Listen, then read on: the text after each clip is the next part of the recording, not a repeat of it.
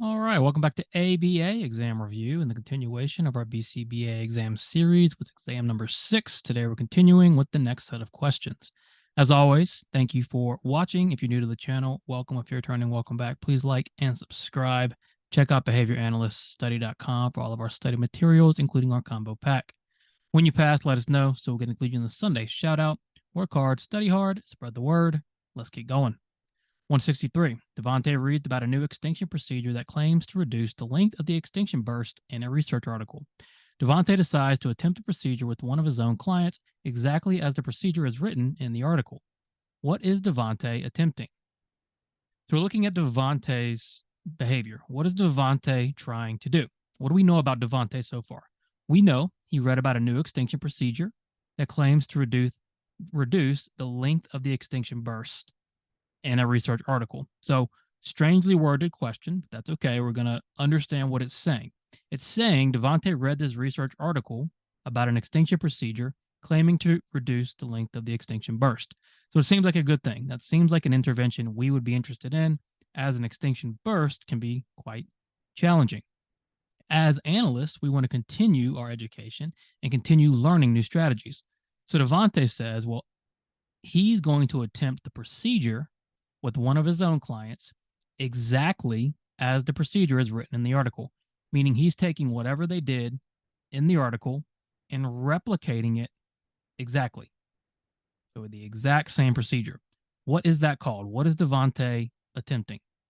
A, he wants to verify internal validity. Internal validity says the researcher or the experimenter or who's ever manipulating the variables have control over the behavior. In other words, their IB controls the DV. We're not looking at internal validity. Devontae's reading about this procedure. He now wants to try and generalize it. And when we're talking about generalizing a procedure or seeing if a procedure is effective outside of the original treatment location or the original research location, we're talking about external validity. So Devontae is looking to verify external validity here, not internal validity. So what about direct replication? Direct replication means exactly what Devontae is doing. He's taking a procedure and trying to replicate it exactly as it was originally done. So the exact same procedure in a different location or in a different client in this case. Systematic replication is similar, but with systematic replication, you are systematically changing pieces of the intervention. Devontae isn't changing anything about the intervention. It is an exact replication. In other words, a direct replication. And then a parametric analysis. With parametric analysis, what are we doing? We're looking for dosage. We're trying to identify how much of something or how little of something we need. Not what Devontae is doing. Devontae is looking for external validity for this research, and he's doing it with an exact replication of the procedure. Devontae is attempting direct replication. Challenging question to start.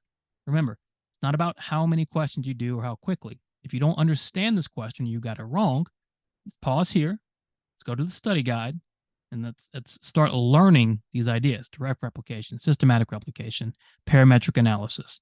This is what studying is all about. 164. Analyze the graph below. What procedure was used and what is necessary for the intervention to increase the DV? And it says BSL equals baseline. All right, a couple different things in this question. First, we're going to look at this graph, and we need to answer two questions. What procedure was used, and what is necessary for the intervention to increase the dependent variable? So let's start with what procedure was used. If we look at our chart, we have our dependent variable here on the y-axis and our sessions. We know BSL is baseline, so we have our baseline. And what is this particular researcher doing? Well, they start with baseline, they then go to Y. So let's say that's our first intervention. They go back to baseline, they then combine Y and Z. Back to baseline, back to Y and Z, and then just Z.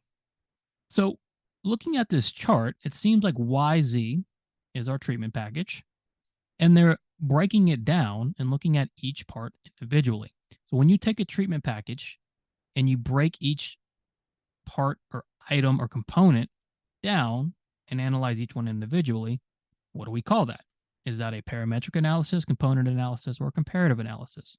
Well, it's going to be a component analysis. With a comparative analysis, the procedures are not part of the same package. And with a parametric analysis, we're looking at one procedure and looking for a dosage or how much.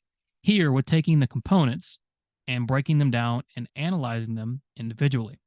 So we have a component analysis. Now, what is necessary for the intervention to increase the DV? So now we have to find the component, what is necessary to increase the DV. So our DV is on the left. We can see in baseline, it starts at 0. We go to Y, and the DV increases. So far, Y seems necessary because Y alone increases the DV. We go to YZ, and it's still increased, but that doesn't tell us anything about Z because Y is still present. So let's find Z. When we go to Z alone, the DV doesn't change. The Z is neither sufficient nor necessary to increase it, while Y is necessary. You have to have Y in the package to increase the DV. You can see as soon as we remove Y, the DV doesn't change. And so our answer here is going to be a component analysis, and just Y is necessary. Another difficult question. If you got it wrong or struggled, slow down and work through this question until you understand it. Your accuracy is going to lead to speed. We don't go quickly just to go quickly. The more accurate and fluent you get, the faster you're going to get. I guarantee that.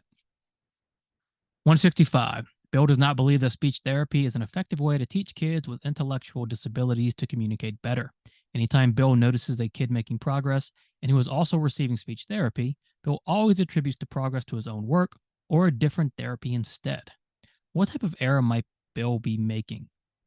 We're looking at Bill. He's possibly making an error. So we're looking at two types of errors in research. We can make a type 1 error or a type 2 error. The type 1 error is just a false positive. That says we assume the intervention had an effect when it didn't. The type 2 error is a false negative, just the opposite. We assume the intervention did not have an effect when it did. What is Bill saying? Well, Bill doesn't think speech therapy is effective. So anytime he sees a kid making progress who's receiving speech therapy, he just says, well, the progress has to be due to his work or a different therapy. He's always assuming the speech therapy had no effect, when in reality, there's a chance that the speech therapy did have an effect. Is that a false positive or a false negative? Well, that's going to be a false negative. A false positive would be Bill saying the speech therapy did have an effect when it didn't. A false negative is Bill saying, well, it had no impact when it actually did. So Bill could possibly be making a type 2 error by just assuming the speech therapy is ineffective. You want to be very careful about type 2 errors. You never would just want to assume anything about any intervention, really, without knowing the data. The data are going to tell you if there was an effect or not. And sometimes the data may not be accurate or reliable or valid, but that's another issue we have to face, right? Moral of the story here is Bill is assuming there's no effect when there could be. Bill has made a type 2 error. Luke is using a momentary time sampling measurement system to track how often a child puts their head on the desk. The intervals are 10 seconds each, and the behavior lasts for 9 seconds, 10 seconds, 4 seconds, 5 seconds, and 10 seconds, respectively, during each interval. How many data points should Luke record? I like this question a lot, and I put it in past, well, not the exact question, but similar questions in past exams, because it really forces you to sit and analyze and think rather than rush. We're looking at Luke and his data points. Luke is using a momentary time sampling system. What is momentary time sampling? That means at the end of each interval, Luke is going to check to see if a response is occurring or not. So the intervals are 10 seconds each. So with momentary time sampling, the response needs to be occurring at 10 seconds to count. We know the behavior lasts for 9 seconds, 10, 4, 5, and 10. So what are we sure of?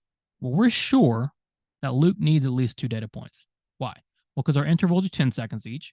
With momentary time sampling, that behavior or the response needs to occur at the end of the interval, which is at 10 seconds. And we know for sure that behavior happened at the end of 2 intervals. 5, 9, and 4, that doesn't tell us anything about momentary. The behavior can happen for 9 seconds, but not happen at 10 seconds. It can also happen for 9 seconds, but not at, let's say, 1 second. So all we know for sure is Luke needs to record not one data point, but at least 2. We don't know if he needs to record 3. We don't know if he needs to record 5. We're not sure. 167. Morgan is tired of her employees showing up 5 to 10 minutes late for meetings. She decides that enough is enough and designs a plan to encourage her employees to show up on time.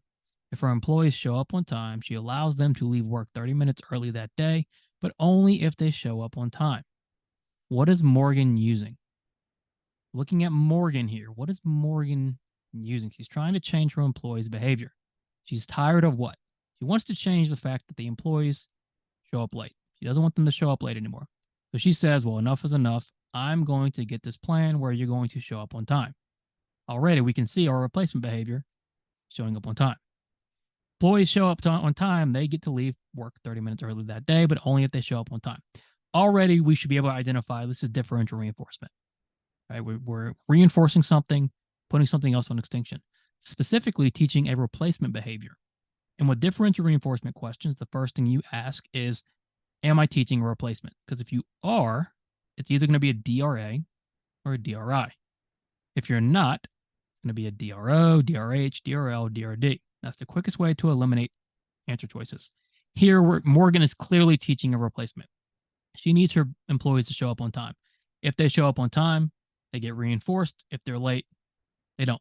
So we know Morgan has to either be using a DRA or a DRI because DROs and DRHs were not teaching replacements. So the only difference between the DRA and the DRI is that the replacement behavior is either just an alternative or it's incompatible. If it's incompatible, it's going to be a DRI. So you have to ask yourself, is showing up on time incompatible with being late? Well, of course, you can't be late and show up on time. But Morgan's teaching something incompatible using differential reinforcement, making this quite simply a DRI. Now, you might say, well, that's a super easy question. Why did you take so long to break it down? Because that's where you need to start. If you're just starting out, take that long to break it down. And then when you get good and fluent, you're going to be flying through these easy questions. And that's when you know you're really starting to get it. In fact, you really should be able to predict the answer here when you're good enough. And then 168, the client is observed for 90 minutes one day. During that 90 minutes, the client engaged in self-stimulatory behavior for full 10 minutes, then a full 12 minutes, and then a full 8 minutes.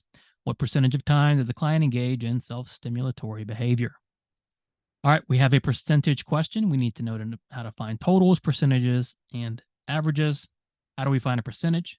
We'll find a percentage. We're going to add up all of our data points, which is 10 plus 12 plus 8, and that's going to give us 30. You then divide your total data points by, well, you divide your data divided by the total possible time or amount, which is 90. So 30 divided by 90. And then you multiply by 100 to give you your percentage, which is 33.3%. There's not much more to say about percentages, averages, and totals. You've got to work on it if you don't understand it. If you do, fantastic. These should be easy layup questions on the exam. There's just not a lot of analysis to be done. You just need to know how to find a percentage and an average. That's all there is to it.